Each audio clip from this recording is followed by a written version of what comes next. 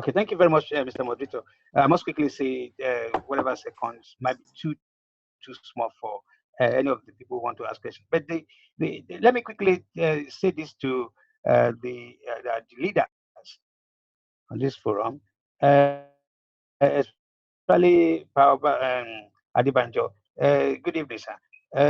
I'm one of the one of the followers, younger than you, and younger than Mr.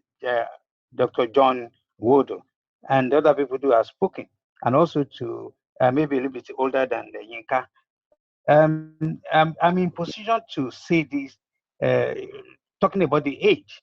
I think millions of Nigerians, especially the younger ones, cannot be interested in all this rhetoric, all this explanation of what has been going on and so on. They are going to be asking questions: how do we resolve? How do we move out from this doldrum? How do we start? How do we start again? This story of this happened 20, 30, 40 years ago may not interest most of us. So, and I want to ask these questions: what are you willing to work towards an arrangement where, if we ask you, are you willing to abide by rule of law? That all the goodwill all of you have, can you use it to start negotiating? Because I have no doubt in my mind that if we have rule of law in place, the feudals, the people who want to rule their own people anyhow, that's not going to happen. It's not going to happen in south or southeast or southwest. So what is missing in the whole business of Nigerian project is we are yet to realize that without rule of law we cannot do anything, and it is not a magic. All what we need to do is sit down with, especially you leaders. Again, like I said, because of the age difference, I can start speaking for the younger ones below you, sir. So with full authority, most of us are willing to see how do we resolve this problem. The way to resolve this problem can only be by bringing by a rule of law. You are all legal-minded, legal-trained people. You know, we make reference to America, Canada, Germany, and everywhere. I've been away from Nigeria since 1970, and I can tell you for free that this country are moving forward. They are doing a lot of great things because there's a rule of law in place. Many people are not interested in all these old stories of Yagasai 70, 30 years ago. No, we need to move on from where we are. How do you want to start engaging people in government to start the rule of law engagement? Thank you. Thank you very much. So the next person on the list is Ejikeme. Please, Ejikeme, go on. Thank you very much. Thank you very much, Mr. Moderator. I will start to salute my President General, Chief Nnia Nwodo, and also Pa Ayo, Adebanjo, and Nico Briggs.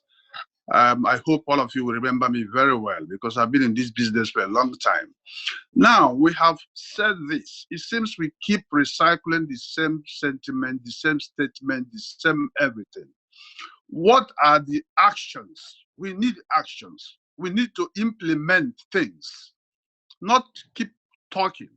The Fulanis are not going to budge. They don't want to give us any room. Either we devolve or devise a means to really engage them in whatever form, and I mean in whatever form.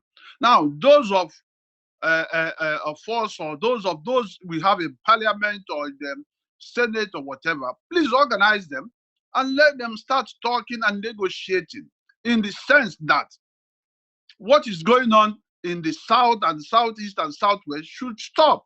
How can we live there and allow these people to keep invading our areas, killing our people, and we fold our arms and we are keep talking?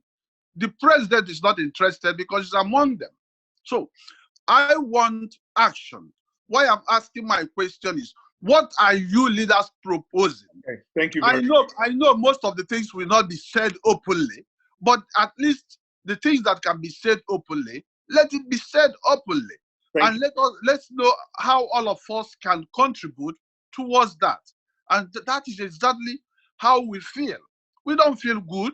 We don't like what is going on in Nigeria. We don't have to keep talking and commenting and making history. Thank you. Let's take so please. Chuma Ahamefula. Go on.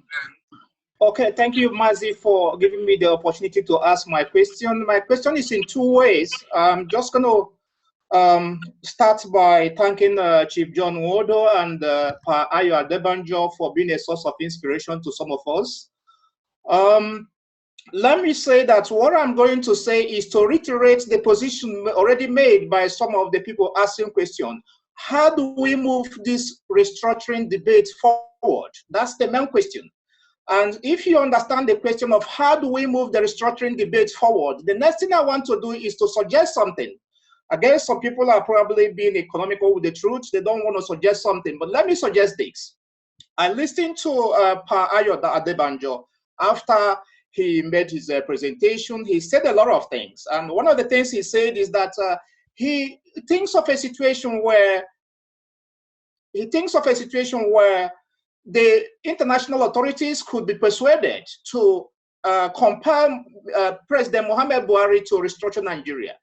The other point he made is that for us to plead with President Muhammadu Buhari to restructure Nigeria, these are the kind of solutions he is proffering with respect to restructuring Nigeria. But I can't categorically say that these solutions cannot work. These solutions.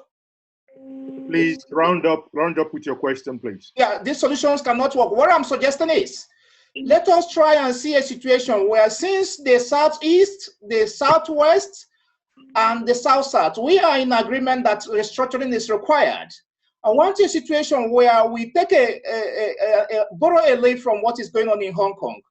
You cannot achieve anything with somebody who refuses to listen to reason. The only way we can go about this is to see how we can borrow from what is going on in Hong Kong and see how we can start massive demonstration in all these regions. If we do that, I think we are in a position to force the President Muhammadu Buhari to assist us with restructuring.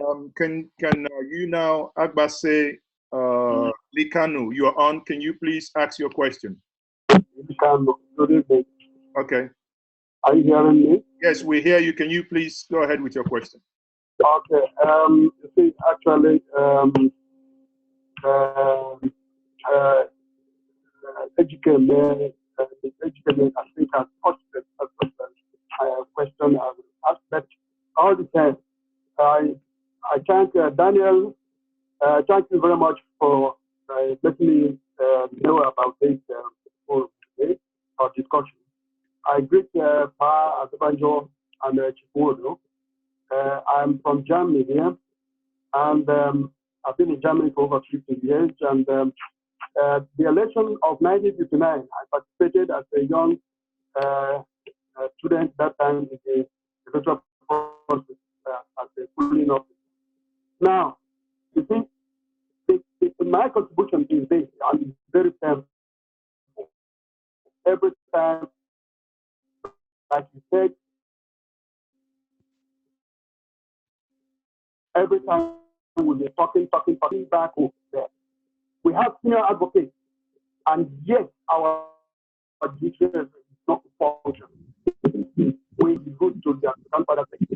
That is what is happening in that country. And that must stop.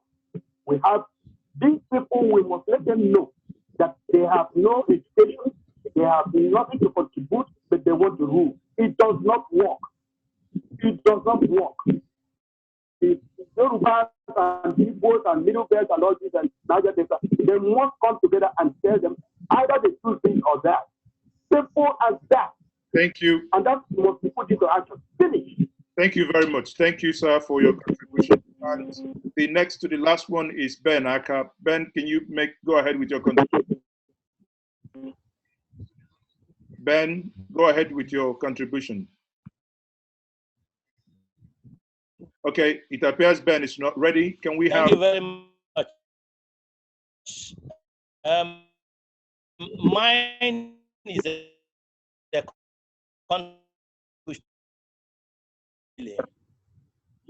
Can you hear me? It's a contribution, actually, not a question. Please make it 1 minute. Go ahead.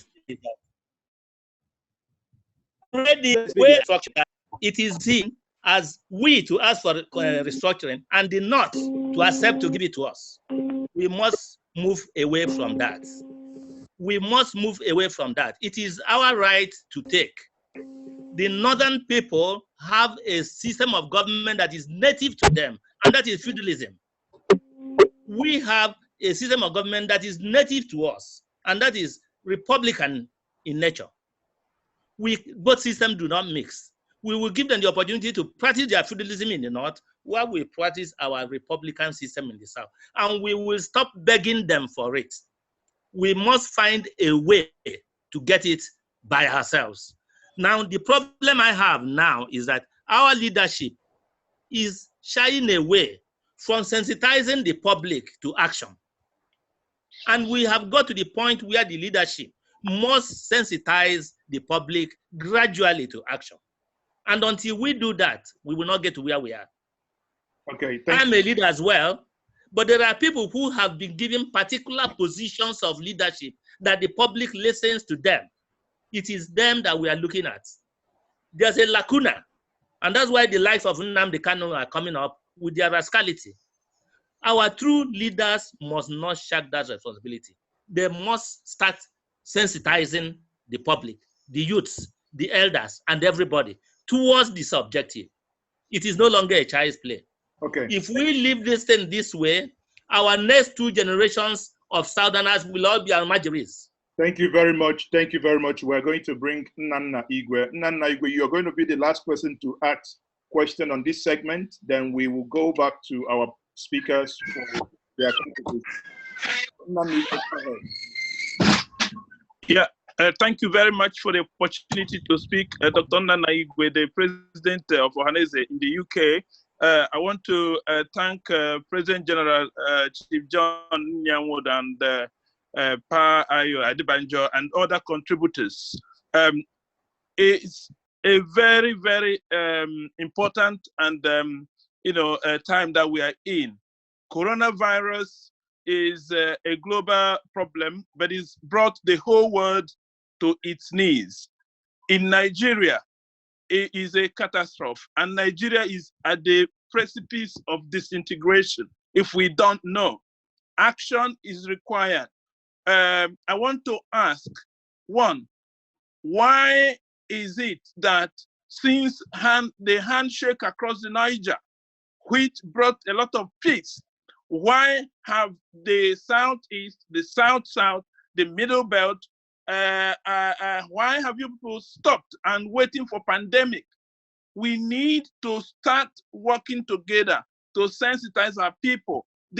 We need to make public statement. We can't keep quiet. The Almajiris should stop. It has to stop now. The headsmen, they should stop terrorizing the people. The restructuring must happen. We should bring it to the front burner. Those of us in diaspora, we are happy to go to the United Nations, to the Commonwealth, to other places. We are here waiting for you. Time is now. Don't keep talking. Time is now. Let's do something. Otherwise, we won't have no nation. That is what I'm talking. We need to wake up, wake up, wake up, wake up. South, Southeast, please. Thank you very much. Do it and do it now. Thank you. Thank you. I will be giving Chief John Nnia Nwodo once more the floor to respond to some of these comments and questions. Chief John Nnia Nwodo, you have the floor now. Thank you very much, sir.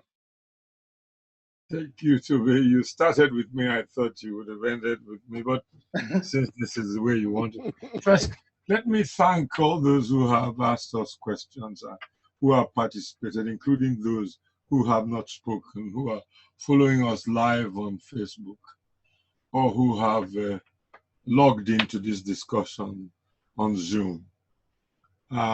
This is very encouraging. I'm sure that for Chief Adebanjo, myself, Yinka, and Dr. Petrus Pogu, who is probably listening but unable to electronically join us. This is most encouraging because we have all the while thought that we were like the John the Baptist in the wilderness. When you say that the leaders have to do something more than we are doing, I just wonder whether you want us to burn ourselves at the stake. Now, it's been nearly 3.5 years that we formed the Southern and Middle Belt Leadership Forum. It's never existed in Nigeria.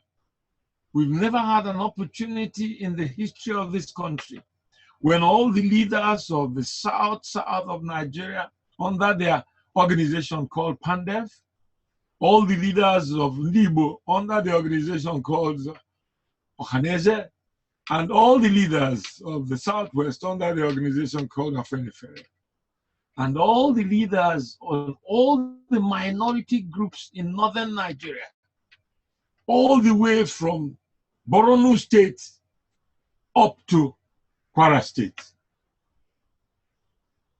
We have never had an opportunity when we all came together in one organization.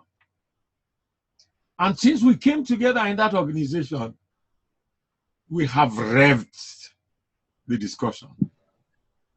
Do not forget that we started in Ibadan, where Afenifere hosted us.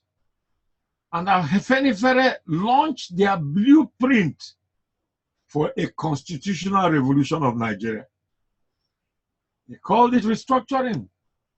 It was very much modeled after the 2014 Constitutional Conference reports, which was a reconciliation of the diverse views in the country and was acceptable to all parts of Nigeria, which is why they came out with a report that was agreeable by everyone. Now, we had the Ibadan rally. When we finished in Ibadan, we went to Yenegoa in Bayelsa, where the South hosted us. The South came out with a broad resolution on restructuring of the Federation. And every state in the South was represented. Every government in the South was represented. They passed a resolution and adopted it. From there, we moved on to Awka. In Awka, we had an assemblage of all traditional rulers in Igbo land, all presidents of town union, all our legislators. In fact, it was the deputy president of Senate and the speaker of Anambra House of Assembly who guided the proceedings. And motions were moved and adopted, seconded, and a vote was taken. And the entire Igbo nation supported the two conventions that had been held in Ibadan and in Yenegoa. And then we agreed to meet in Makurdi. Our plane was refused takeoff in Lagos. Makurdi airport was closed because of this movement to civilian passenger traffic, and has remained closed since then. And I listened to the last speaker say our leaders have been lethargic, they need to bring up the action. I don't know whether you want me to burn myself at the stake. I will not become a Jesus Christ who will be crucified for this. They laid traps for us on the road. We tried to go by road. We got security report that we were all going to be lynched and burnt and killed on the road. We had paid for our chartered aircrafts. We could not land in Makurdi. We spoke to Makurdi rally electronically. Since then, we have had meetings in Lagos, we've had in Abuja. Can you imagine old men like Chief Edwin Clark and Chief Ayo Adebanjo when they should be relaxing in their retirement? On one occasion, we went to address the National Assembly, and they gave me a 15-minute notice to speak on behalf of the movement. And I had just read out a press conference written by Yinka Odumaki and his committee. And my house was bombed directly after I read the press conference. And I said to Chief Edwin Clark, I said, look, sir, my house has just been bombed. And you want me to go to the National Assembly and speak again? He said to me, look, my son, why do you think that he was then 91? Why do you think that at 91, I should be involved in this? It is because I do not want my children to go through what we are going through today. Why do you think Chief Ayo Adebanjo should be involved in this? It is because every father wants to leave behind him a better society. I must say to you that it is not us, but you. I'm not preaching for war because I've been a soldier during the war. And I know that war is the last, it is a sharp-edged tool that supplies man's daily bread and becomes his weapon of destruction when man's Senate Council fails. We must say, lie here until they call you to arbitrate. The only way we can use the instrument of violence is when we have exhausted diplomacy. We are dealing with a very difficult adversary. And I like to say that what the current government represents is not the view of a majority of even the Muslim North or the Fulani North. Look, let's face it. Restructuring is in the interest of the North. Why do I say this? Look, the trending companies in the world today, the companies that do well in the world today are no longer the oil companies. My northern friends told me that we wanted restructuring because we do not want them to benefit from the oil of the South. And a lot of exploration was embarked upon in the North. I would have wished that they saw oil in the North so that nobody will think that it is because we have oil. That's far from the truth. Why do I say that? A bulk of the mineral resources of this country, a lot of it, diamond and gold, tin, come from the North.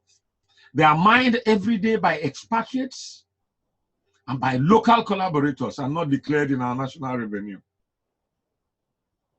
Because of the sheer rule of force, we have shouted at Southern and Middle Belt Leadership Forum. We, even after visiting General Danjuma, listen to General Danjuma tell everybody to be ready for self-defense. What do you want us to do? Now, the North has the highest agricultural endowment in Nigeria. If you look at the companies that are trending in the International Stock Exchange, which are not computer-based companies, purely digital, like Facebook or Google, there are companies in agriculture using digital technology to leverage on agricultural production. If you listen to Benjamin Netanyahu, the Prime Minister of Israel, addressed us the other day on Israeli innovations. He showed us how with drone technology now, you can determine the chemical deficiency of a plant in a farm without a foot on the farm. And you can redress the chemical imbalance by a chemical drone injection without entering the farm. What am I trying to say? Netherlands is the 14th largest economy in the world. It is a territorial area smaller than Niger State of Nigeria. One of the 37 administrative units in Nigeria, if you add the federal capital. But it has 100 billion of food export in a year based on dairy and vegetables. It grows green farms in skyscrapers because of the absence of land. It is the largest exporter of food in the world, larger than United States of America. Google it, you will find it. The North has this same endowment. So if the idea of reluctance to embrace restructuring is because they want a part of the oil cake, it doesn't make sense. It just shows that we're not prepared to apply our knowledge to our natural resources. Now, the world grows on the basis of diplomacy. Diplomacy is discussion, continuous negotiation. This continuous negotiation has led us to an arrangement of a greater majority of the country belonging to the Southern and the Middle Belt Leadership Forum. What remains is for younger people like you here to exploit this umbrella and develop yourself into a political movement and advance the cause that we represent. I believe you can achieve this cause politically. And if you achieve it, it will give every part of Nigeria its independence in terms of sovereignty of its natural resources, in terms of its security, in terms of development at its own pace, it will also give the larger country, Nigeria, a greater negotiating power. But it is only a first step in diplomacy. When negotiations fail, we will have no choice but to part ways. That will be only a second alternative. And we better do that in peace rather than in war.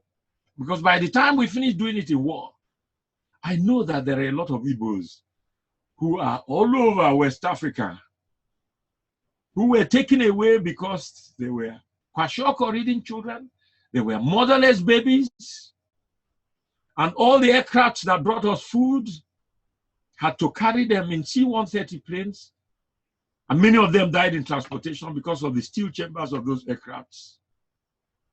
In fact, the president of Gabon today faced a court case that he was not a Gabonese, that he was adopted by the former president of Gabon, and that he's Igbo. But the truth is that he's president of Gabon. But if he's Igbo, we don't even know which part of Igbo land he comes from. There are several Igbos littering across the whole of West Africa today that we cannot reach. I went without food for 3 days during the war.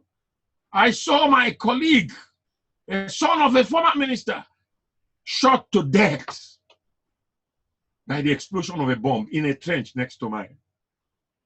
Torn to pieces, and his body was difficult to bring together.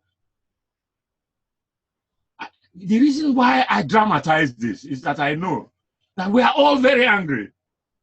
And some of those who have asked questions from London are saying, just tell us what to do and we're prepared to go anywhere you want us to go. But the Yorubas have a word called surulere. In difficult moments like this, leaders have to be extremely diplomatic and tactical. But I do say that, however, if we are pushed to the wall, we will have no choice but to witness a repetition of history. God forbid that it should happen. But what we are doing today brings to the fore the urgency of the moment. As a secondary school student, I went on demonstration in the streets of Enugu wearing a badge, Easterners get ready. As a university student, I went on demonstration in the streets of Lagos, asking Ali to go as minister. I went on demonstration in the streets of Ibadan, asking Gowon to go because he reneged on the promise for 1976 return to civilian rule. What are people of that age doing today? Is any one of them prepared to go to demonstration? You want Chifai Adebanjo to come on the street to go to the demonstration? Who do we report to if they harm us on the road? Every generation must take on its historical responsibilities. We must wake up from our backside and take the front burner. Even to go on a suit to represent our views against the federal government, some lawyers, because they are waiting for PECs from the Attorney General's office, are reluctant to be our lawyers. And Odumaki will tell you how we collect money. We throw in our checks into trays when we go to a meeting. All of you in the diaspora, those of you who are Igbo, how much have you donated to Ohanaeze? How do you expect no motor car built from the best Bavarian motor works can move without fuel? I have never exerted a penny tax from any Igbo man. I see myself having a rendezvous with history. And if the donation of my services and of my life, of my security, is the price I pay for championing the cause of my people, I have no regret. But I have to do it with tact and diplomacy.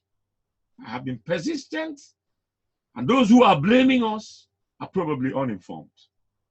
I want to ask you, if you're a journalist, take up your pen. Write. If you're a lawyer, take up suits and champion abrogation of fundamental human rights.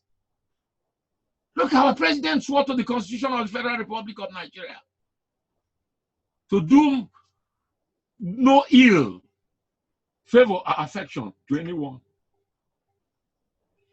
in a biased manner. But what is happening today? Look at all the security apparatus of Nigeria. They are all headed by people of one religion on one side. Look at the oil, the mainstay of our economy.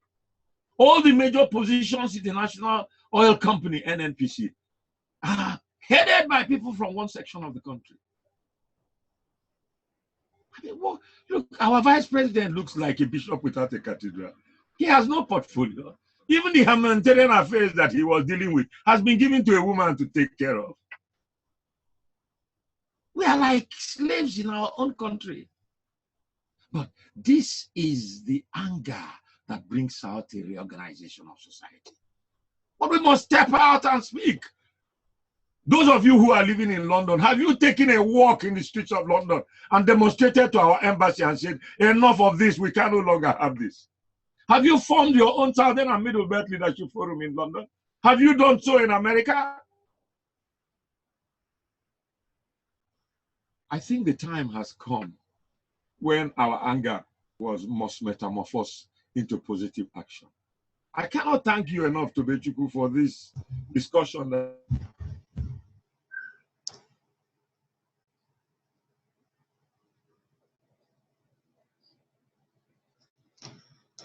Hello.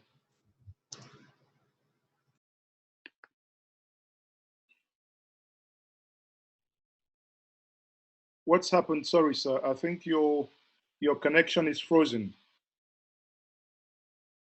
Okay. So I think if you can hear me, I think Chief John Nnia Nwodo's connection is frozen.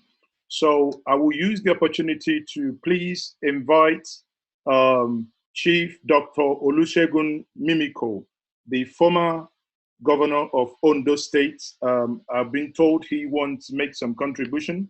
Please, Chief Mimiko, can you please unmute your to do it here, but it's not. Can you try to see if you can unmute yourself, sir? Chief Mimiko, please. Okay, yeah. Yes, you can go on now, Chief Mimiko. Well, thank you for the opportunity to make my own intervention. I must say that I associate with the sentiment expressed by former speakers. What's up, man? Now, I just want to make some issues clear. That whether we like it or not in this country, restructuring is an idea whose time has come. And I will just cite two examples. Security, for example. It is evident to everybody in this country now that a centralized police formation cannot secure Nigeria. And if you see within the last few years, people have metamorphosed in terms of their belief, from those who believe that we do not need state police, we do not need to decentralize the police system, to people now who advocate for state police and even local government police. Because the reality of a centralized, unified government is that we will not be able to secure the nation. So that is an imperative, and it stares us in the face. Now, the other issue which we cannot run away from is deepening poverty and restlessness among the youth, because we are not able to provide them the wherewithal to live a fulfilled life. And within a unified, centralized governance in Nigeria, it is impossible to make it happen. It is so clear. So the need for restructuring, the imperative for restructuring is out there on the streets. Look at what COVID has taught us. COVID has taught us that at the end of the day, what is most important in a nation is investment in human capital. The whole world now is looking up to the scientists to find the solution in terms of pharmaceutics and vaccine to this existential pandemic, existential threat posed by this pandemic. Now, in Nigeria, that is dependent on the mono economy of crude oil. COVID-19, the whole world now is looking at the. Hello, are you hearing me? Yes, go ahead, sir. Okay, COVID-19 has demonstrated conclusively to everybody that the oil economy may not that is not sustainable. And as a matter of fact, the general lockdown has also proved that COVID-19 and the lockdown has actually improved the quality of air. So for those who advocate for get our act together because of climate change, fossil fuel has also scored a negative point. So what I'm making is that our economy is dependent on oil, is centralized, and that is why some people probably think we can continue this way. We cannot continue this way. There's population explosion. Look at what is happening in North. The Amajiri system and the population explosion has actually driven even the northern governors to decentralize, as it were. That is all in the spirit of restructuring. The point I'm making is that if Nigeria will not unravel completely, if there will not be complete breakdown of law and order, if the youth will not rise up in arms in this country, we must restructure. And the whole idea of restructuring is that we can improve productivity, we can ensure that in a small enclave, in a smaller enclave, we probably will have the capacity to develop our nations. The truth of the matter is that within the context of Nigeria, where there is inter-ethnic competition, it is almost impossible to throw up the best minds that will have the capacity to develop Nigeria. But when we decentralize, about whatever name we call, restructuring, decentralization, devolution, the chances are that we will be able to create and develop the capacity that will ensure that our nations develop. The whole idea is development, to provide for our people so that they can live fulfilled life. The alternative is for chaos and disorderliness. President General has said it. If we have to take the alternative of violence, the consequence is better imagined. Thank you. Thank you very much, Dr. Mimiko. And now, before we get into questions, I would use the opportunity to call on Chief Ayo Adebanjo to respond to the initial questions. If after he finishes that, then we'll take the second phase of that question. And on the line, we have Yahaya. Anyway, so Yahaya, you need to wait. You will come up with when we come in for the second phase of that question. So, Pa Ayo Dele Adebanjo, you are now on. Can you unmute yourself? I think when I unmute you, mute it back. Okay. Yes, you're on now. Okay. Yes. The summary of the contribution of the people from diaspora is that stop talking, act. Yes. That challenges them, and my brother Nwodo has already told you that is for you. What are you talking of? There's no government in this country that I not serve under imprisonment of. First generation, I was in the children felony. Second generation, Abacha is there, I was there. All fighting for the cause of freedom, of justice, and all that. You know, Nwodo told you something. All that we are talking of is sensitizing our people and telling people that by the time violence comes, they have been warned.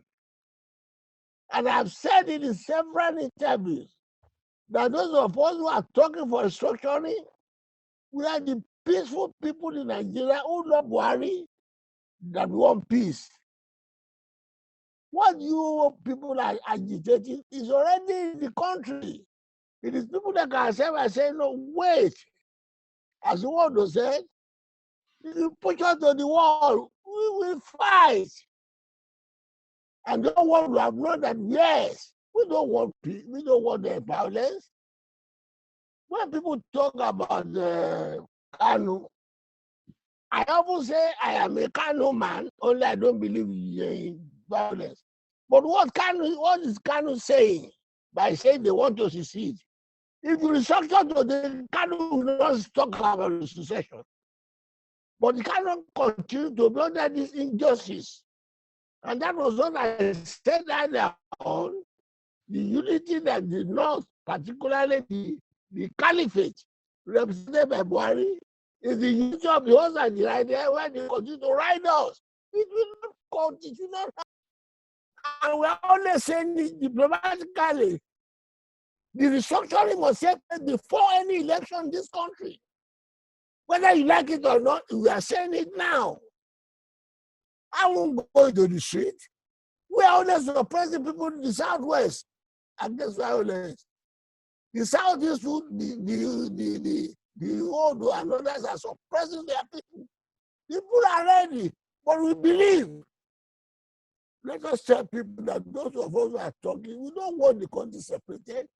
And to bring said Nigeria was not a government, God creation, but was God creation. Yes, it's a geographical expression. But those of us who are talking of restructuring of federalism, is that haven't joined us together. We have seen the advantage of the economy of state to be together, but not at the expense of one region cheating the other. We walk, bamboo up, people work for their, you say no. You contribute a penny to the contribution from North, and you take £1. That is the revenue education.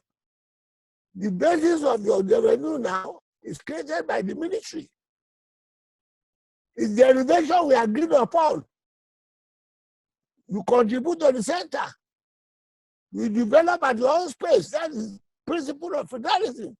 If you want to have your Sharia, your anything, you have the right to do it under your religion. You can't force it on others.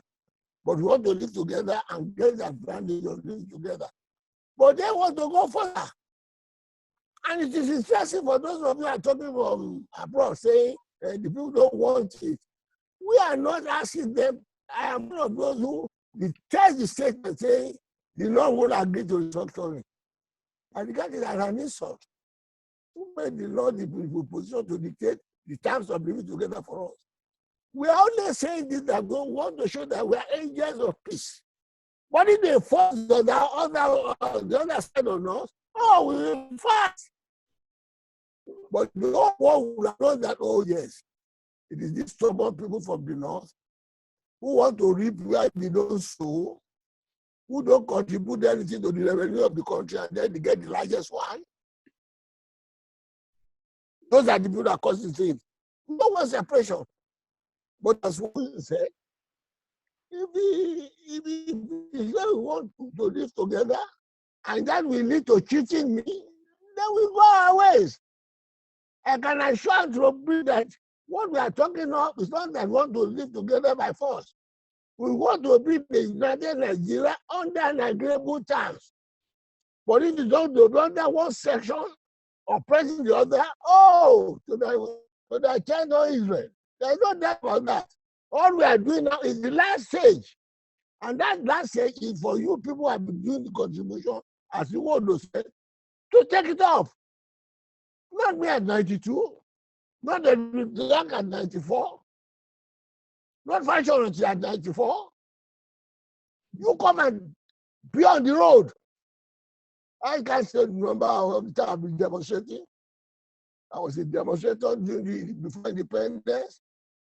I was a demonstrator when we go to Nigeria as a student. And I want to ask, you are talking of now, how many demonstrations have you done? The ball is in your court. And you have the whole leadership and the facts we are giving you to show that we are being cheated to be the ground for your agitation. We are sanitizing you enough, giving you all the facts, giving you how we started, giving you how we are living together, giving you the mode of operation we are having. And we're asking these people who are oppressing us, don't oppress, we want to live together. But if they continue to be, no, they must rule us by all means, like Buhari is doing. Oh, he will regret it.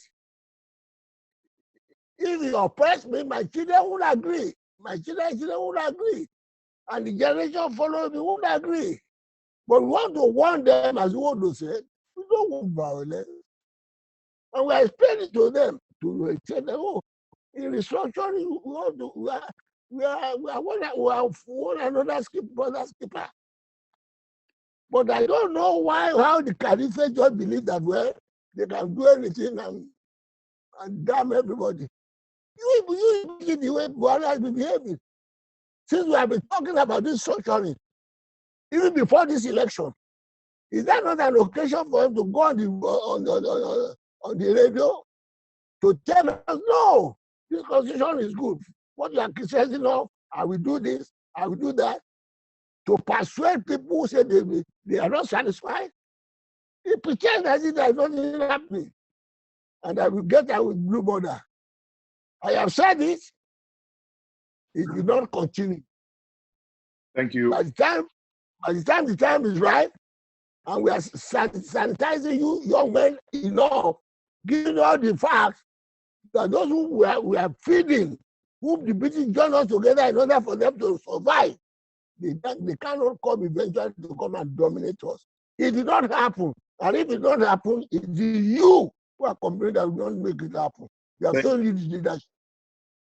Thank you very much, sir, for that wonderful submission. So the ball is on the court. The youth listening, the ball is on your court to take action.